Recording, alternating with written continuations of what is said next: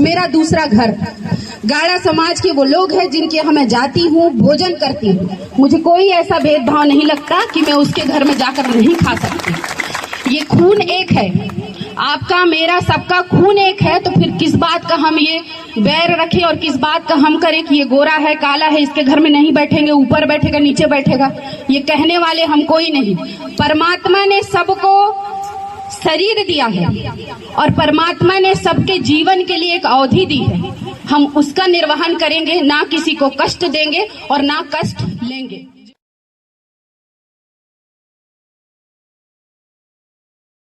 जितने भी पदाधिकारी गण हैं आप सभी को, और साथ ही मंच के समीप जितने भी स्वजाति बंधु जो बैठे हुए हैं, आप सभी को चरण स्पर्श कर प्रणाम करती हूँ, नमस्कार करती हूँ।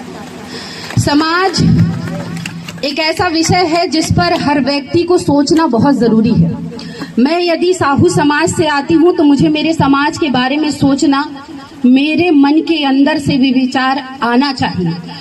यदि आप किसी समाज से हैं तो आपकी कोई ना कोई खास बात है। जैसे आपकी खास बात है कि आप जिस तरह से अपनी उंगलियों से किसी को नचा सकते हैं, अभी कहा कि हम देवताओं को भी नचा सकते हैं, और यदि आप अपनी कलाओं को छोड़ देंगे तो वही डीजे और उसकी जगह दूसरे आधुनिक यंत्र आ जाएंगे और आप अपनी संस्कृति से गुम हो जाएंगे।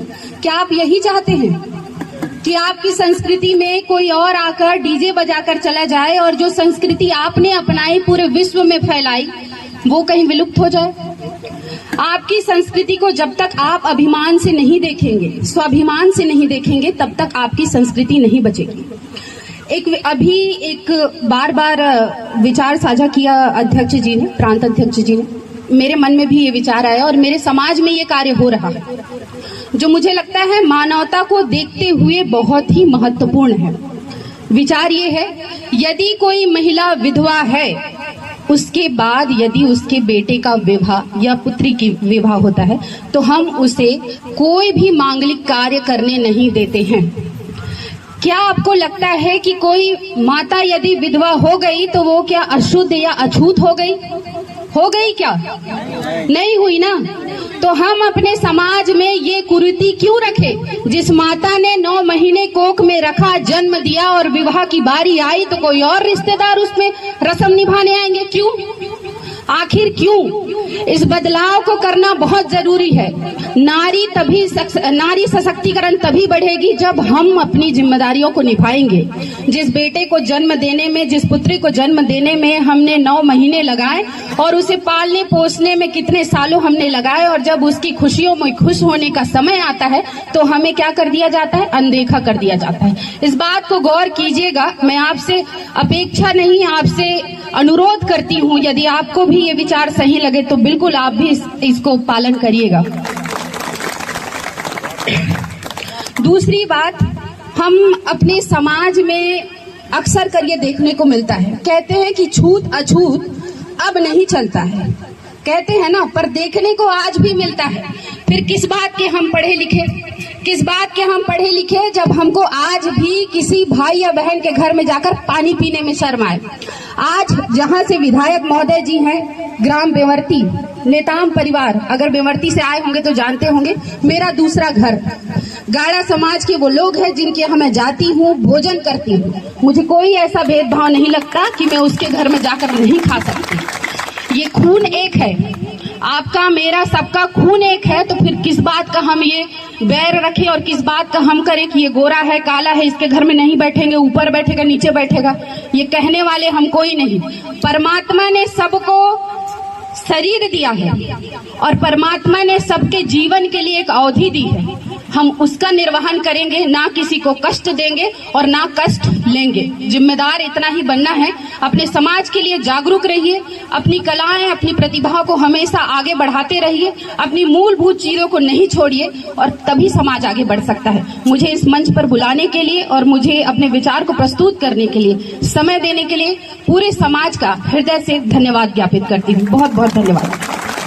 जोरदार तालियां। बहुत अच्छा संदेश जिसे हम स्वीकार करते हैं और आपको भरोसा दिलाते हैं कि ये हमारे समाज में पहले से संचालित है।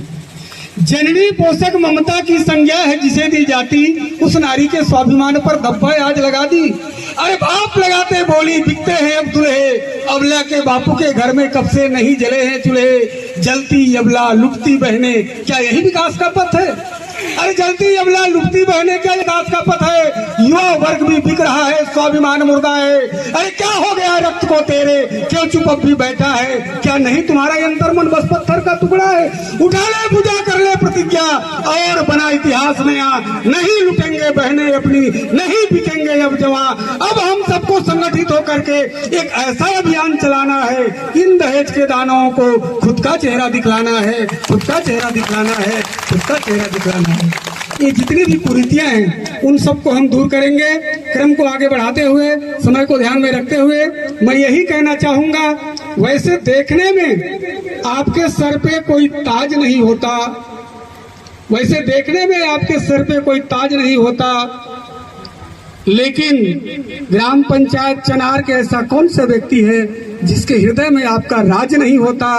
बड़े सम्मान के साथ श्री रविंद्र कुमार कावड़े जी उद्बोधन के लिए।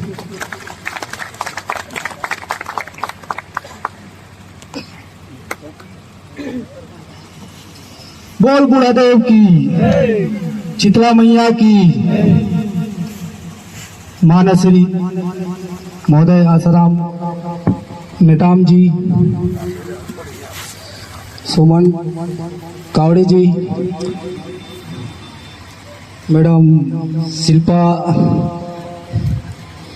और